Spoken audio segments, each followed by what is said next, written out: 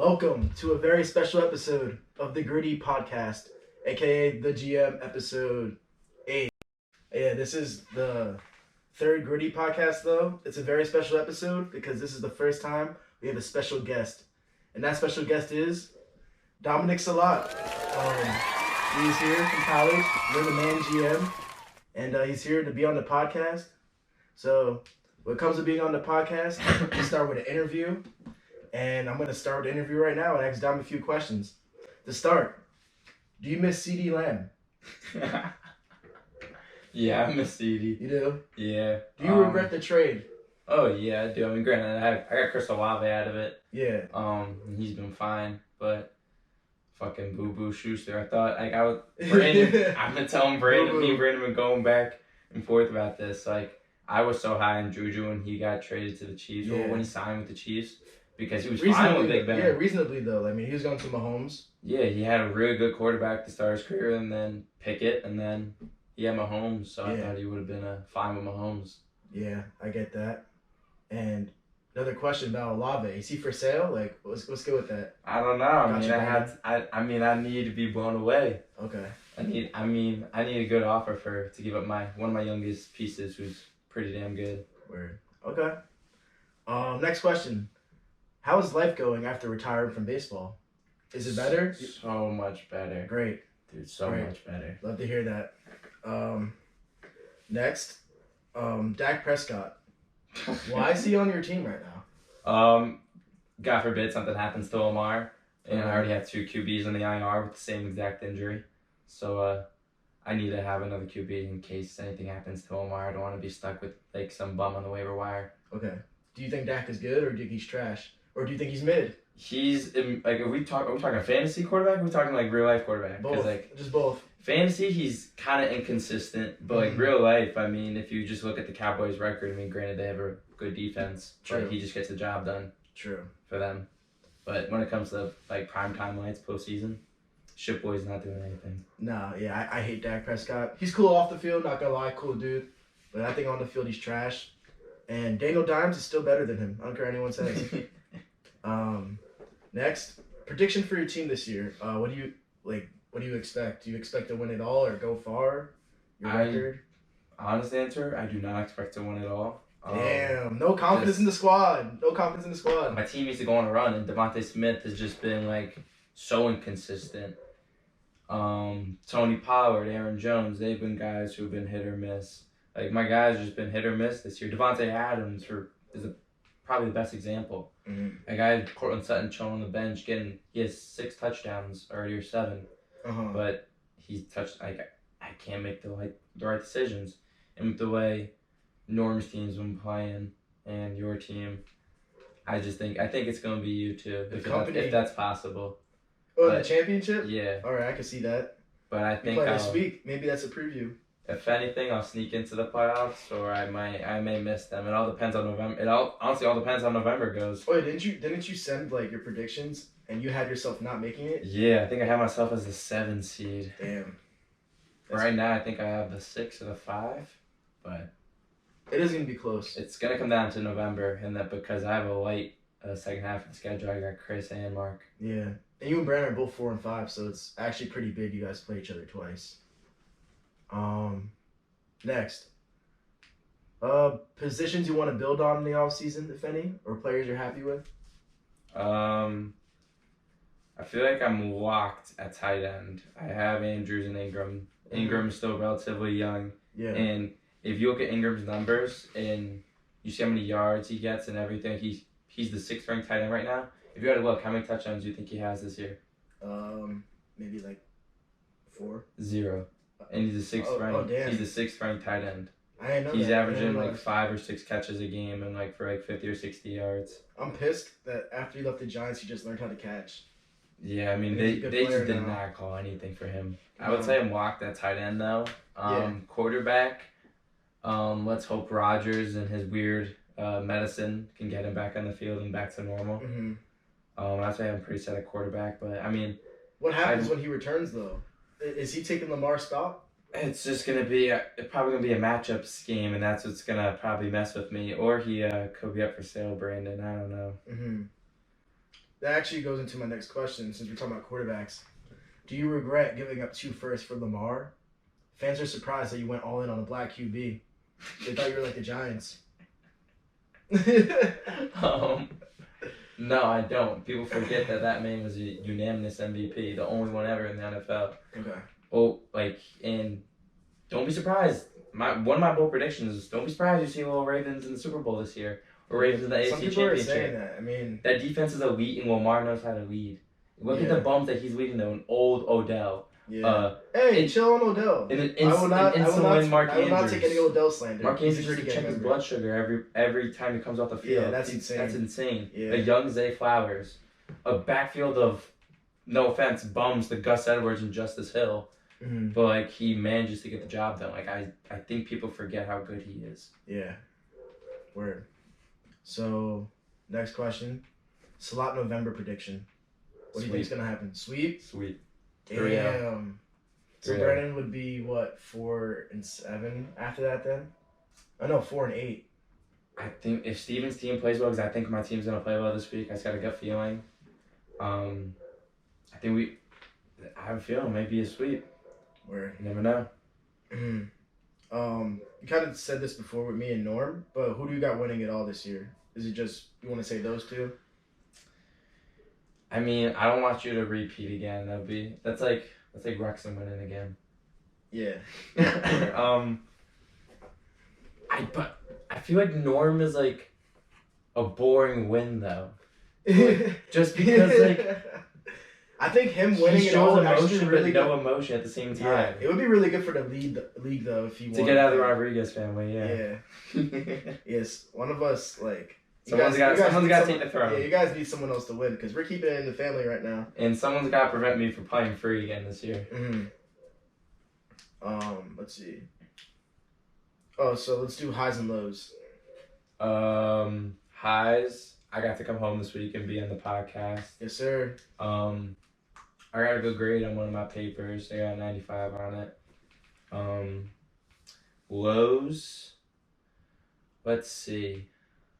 What's been going kind of shitty? Oh, since I came home, I haven't been to the gym since Tuesday. I missed back day, which kind of sucks. I like back day. Another low.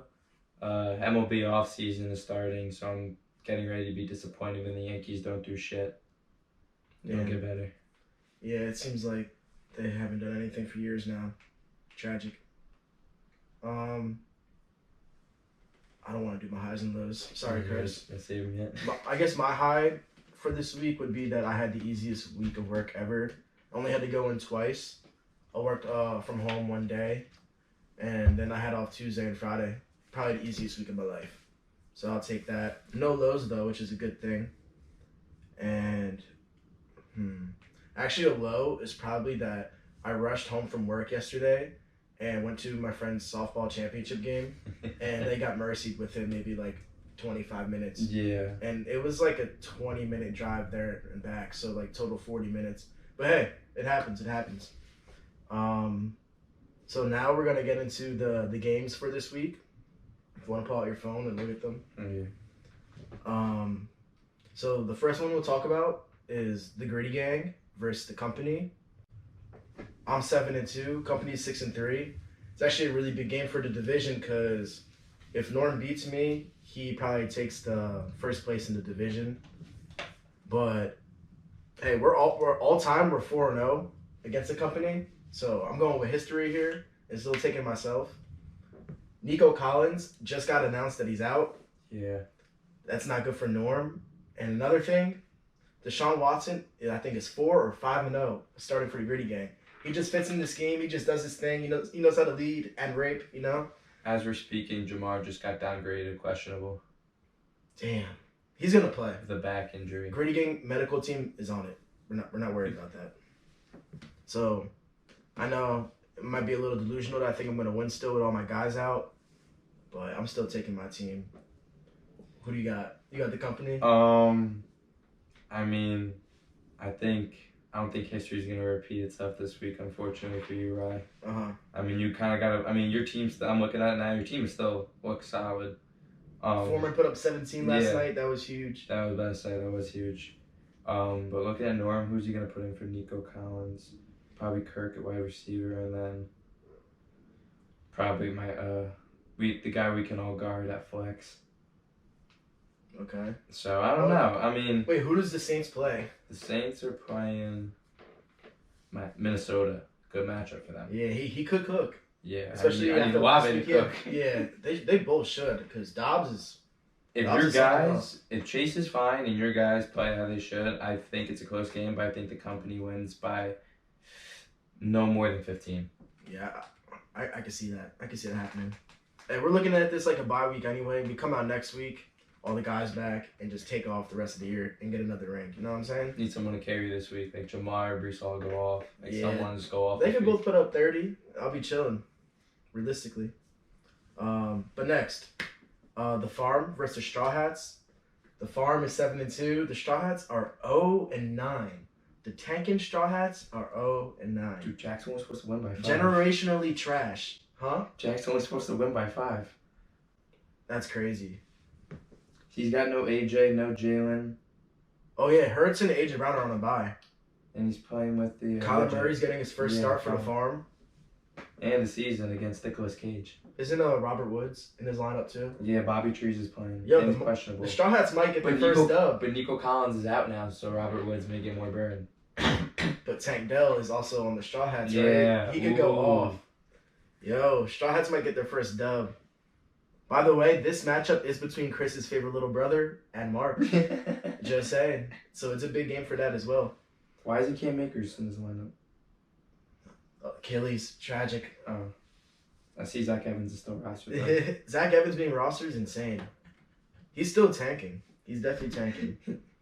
But he might dub this week, but it doesn't matter. He'll still be the worst team. Oh yeah, he did almost beat you last week. That was crazy. At least he's still kind of competing now. I think the Straw Hats get the job done this week. Yeah, they could. I think so too. Bold prediction. Next one. We could guard Mike. They're 4-5, and they're playing Meg the Stallion, who's 2-7. All time, we can guard Mike is 4-1 against Meg the Stallion, and I think it's gonna continue, like Steven winning. Yeah, I mean Meg's got no Mostert and no Puka. Yeah, he's like, which are like just really a lot of his points. Yeah. I mean, he's got the lineup. Who's this? Jalen Tolbert. Yeah, that's my guy that I drafted last year. He's trash though. Actually, nah, he's not trash.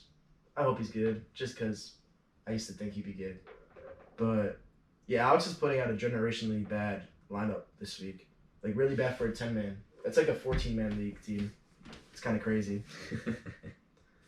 But... yeah, I think Steve takes that, yeah, Steve, that's going to be a big game for him, because he'll be 5-5. First time being 500 this season. That's big for playoffs. Yeah, he should have that. Next one, Organization, who's 7-2. Versus Roast Beast, who's 4-5. All time, this brother's matchup is 2-2. Not gonna lie, I think it's great for the league that Roast Beast is back in the playoff contention. Yeah, he's 4-5 also. It's weird. Yeah, I thought it was great for the league that he won against me last week. I mean, I didn't need to win anyway. Now he's back in the hunt. How'd you? Yeah, what the hell? I don't know how I lost. We were just everyone was off. I think except for like Deontay. Yeah, Cup didn't even do shit. And maybe Ramondre did good, huh? Cup hasn't been good. Yeah, I'm pissed. But I mean, that was because what was his name? Brett Ripien was. Yeah, Brett Ripien. Yeah, whatever his name is. No, they got Carson Wentz. But nah, he's still he's trash. But hey, Stafford, I think he's playing anyway, so I need Stafford back for the playoffs. That's all I need. So Cup could be nice. Yeah, Mike takes this one though easy, I think. Yeah, Mike's gonna take 20. this. Yeah, definitely. And Mike has. Oh wow, Chris isn't starting his Jesus George Pickens for the first time. What? In like a minute. Is he realizing he's buns? That's crazy. He's starting Calvin Ridley though. I think I'd honestly rather start George Pickens than Calvin Ridley at this point. Who's Pickens playing? They actually have a decent matchup. Hold on, let's not give Chris advice. Hold up. Nah, he's probably gonna start Pickens regardless. Green Bay. So Jair. Oh no, that is a good matchup. Like Jair will probably be on Deontay. Yeah. We'll see. But yeah, I got the organization in that for sure. And the last one, the start, it's a lot November, your game versus the Banana Stand. You're both 4-5, so this is a huge game for the playoffs. I think you know my answer. I mean, yeah, you got yourself. Yeah. I gotta agree. I think you definitely got it, especially with the Swift bye. Like yeah, now he has Najee in, and I think it's JSN at flex. If they both play good, Najee and JSN, like those will be the X factors for him. But it's gonna be close. I think you still got it though. I think you still got it. That's it for the games this week. So now we're gonna do our question of the week. Best ad and best drop all time. You want to start or should I go first? I think everyone knows where I'm gonna go. So do you want to go first? Yeah. All right. So best ad that I could think of is Ramondre Stevenson. I picked him up. I think when you dropped him, I picked him up immediately. I really liked him as a player. I think I even tried to trade for him before Dom dropped him. So that was huge for my team because now he's a starting running back for us. And he's been slightly inconsistent, but he still puts up numbers when I need him to. And then worst drop that I could think of, I might have had a couple worse because of the roster space, but a big one because of the roster space this summer. I dropped Raheem Mostert right before the season, and bro's like RB4 or something like that. Like he's averaging a crazy amount of points, and that would have been so huge for my team. Even I'm 7-2 though, so I can't complain. But like that would have just made my team better. I probably would have been starting him over Ramondre some games, and also I would have had him instead of Brees to start the year and Dalvin Cook. Yeah, Dalvin just fell off the face of the earth. Yeah, it's sad. I hope somehow he's just good again on a different team next year, but it might be K's. Yeah. Sucks. Yeah. But now you go. Best ad, worst drop. Alright, so worst drop, definitely Amon-Ra. Weird. Me and Ryan were talking about it. I was just dropped him. I was holding on to him the entire first half of his rookie year, and he just wasn't doing shit in that first half. And I was like, you know what? Screw it. I'm dropping him. He's not doing anything. This guy's like not even rostered in many leagues. And like 2 weeks later, I think Brandon grabbed him. And ever since then, he's just been really good. Ever since that second half of his rookie year. And tragic. That's really Brandon's guy now. Like it's crazy. I drafted him with the last Amon-Ra's round. jersey might be in the closet, bro. Nah, get that shit out of here. I want to look at it. I think you brought it to school. Alright, good. You brought it to school. I'm not looking at that. That would have been hilarious. But yeah, that's really his guy, the Sun God. And then, what was your best ad? Probably Jamal Williams last year. I mean, he led the NFL in rushing touchdowns. And I was like starting him almost every week. At flex or like as my RB2. Yeah, he took you far. You went to the championship. He was really good last year, but now Kamara is just hasn't shown any signs of slowing down yet. And I feel like, dude, when like good players get suspensions, I feel like it's such an advantage. Like honestly, they get that extra 3 weeks of not getting their body beat up. They have like 3 buys to start the year. Exactly, and just to train. And practice. Yeah, they come in and guys are probably tired. Exactly. And then when they're really good and they like have fresh legs against guys who've already been taking beatings, like he's just it's an advantage sometimes. Yeah, facts. Let me see. Damn, that's it. That's all I have scheduled. You got anything to say before we end the episode or no? That was a good episode.